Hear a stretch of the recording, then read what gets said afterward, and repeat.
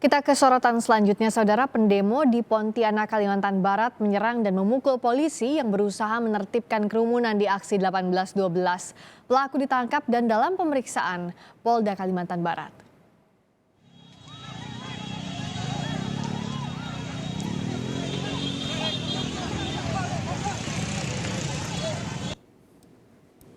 Kami tidak menampilkan utuh visual ini karena adanya unsur kekerasan. Pemukulan bermula saat polisi melihat aksi pembakaran ban oleh massa aksi 18/12. Di saat yang sama, polisi berusaha membubarkan kerumunan pendemo. Tiba-tiba ada warga yang berusaha menyerang polisi. Meski ada sejumlah peserta aksi berusaha melindungi korban. Pelaku menyerang polisi dan setelahnya lari meninggalkan TKP. Tidak hanya satu, sedikitnya ada 2 polisi yang menjadi korban pemukulan saat mengawal aksi di Pontianak.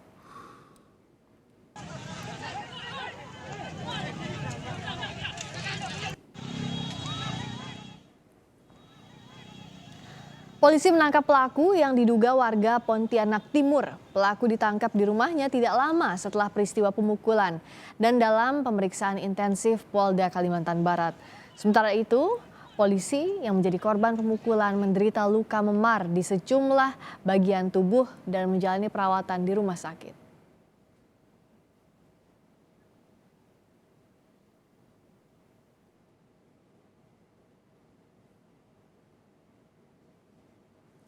Dari keterangan tertulis Polda Kalimantan Barat, pelaku tidak hanya memukul tapi juga menendang.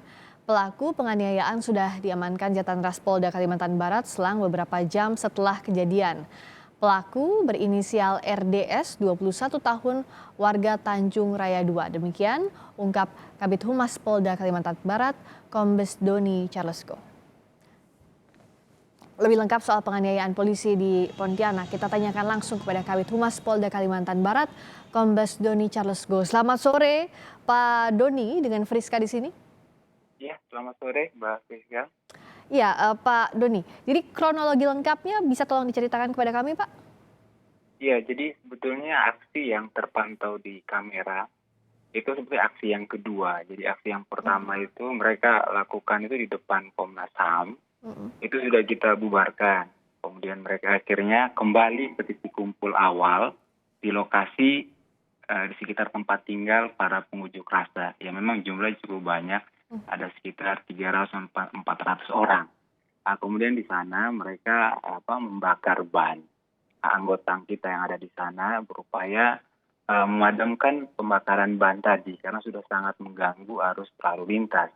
Nah, namun pada saat pemadaman itu ada beberapa orang dari kelompok pengunjuk rasa yang tidak terima dengan aksi polisi seperti itu. Nah, mereka melakukan penganiayaan. Pertama kepada 1 orang. Jadi ada yang menggunakan alat, mereka memukul, kemudian tangan kosong, kemudian ditendang. Nah, kemudian yang tertangkap sama video amatir tadi, Betul. itu korban polisi yang kedua. Oh, oke. Kemudian yang pertama itu dilakukan tersangka yang tadi sudah ditangkap sama Polda. Kemudian melakukan penganiayaan kepada api kedua. Itu yang terekam video amatir. Nah, karena jelas sehingga setelah aksi berhasil bubar, tidak berapa lama kita langsung menjemput yang bersangkutan. Nah, dan prosesnya tidak sampai itu karena pelakunya ada beberapa dan kita masih akan menangkap lagi beberapa orang. Oke. Agak terputus tadi di akhir, pelakunya ada beberapa begitu ya Pak Doni, ya, bukan hanya 1 orang ini saja ya? Ya, bukan hanya 1. Mereka apakah dari kelompok massa yang sama atau seperti apa informasi sementaranya Pak Doni? Iya, mereka kelompok pengunjuk rasa. Oke. Jadi pengunjuk rasa yang memang yang pertama tadi mereka sudah dipukul mundur, ini kembali ke Tanjung Raya walaupun mungkin jarak antara aksi yang pertama sekitar 3-4 kilo gitu, Mbak. Oke. Nah, kalau dari keterangan 1 tersangka yang sudah berhasil ditangkap polisi, apa keterangan terbaru dari tersangka ini? Mulai dari motifnya seperti apa, alasannya seperti apa Pak Doni?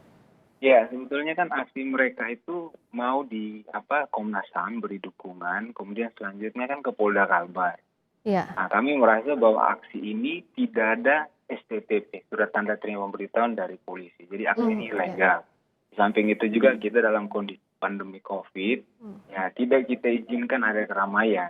Sehingga akhirnya pada saat aksi pertama di Komnas HAM kita sudah bubarkan. Di sini mereka sudah kecewa. Iya. Kemudian di tempat titik kumpul mereka adakan aksi lagi.